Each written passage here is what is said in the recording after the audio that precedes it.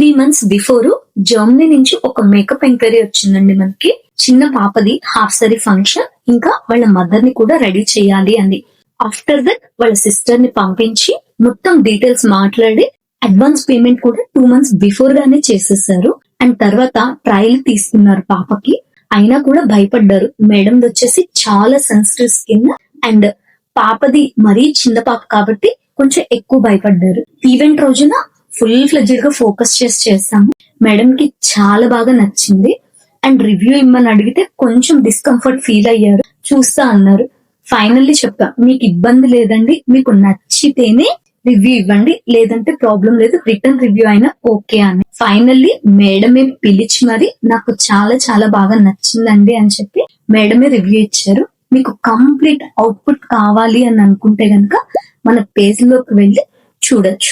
మీకు ఎలా అనిపించింది ఈ మేకప్ అనేది మాకు కింద కామెంట్ చేయండి.